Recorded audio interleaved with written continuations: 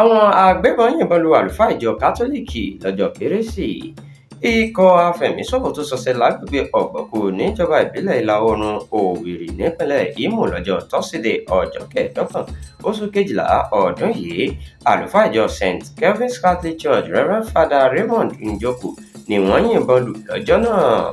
Ìṣẹ̀lẹ̀ yìí la gbọ́ pé ó ṣẹlẹ̀ lásìkò tí Father Njoku súnmọ́ ẹnu ọ̀nà ilé ìjọsìn náà láti ṣí géètì fún ìsìn kérésì ní nǹkan bíi aago 8 àárọ̀.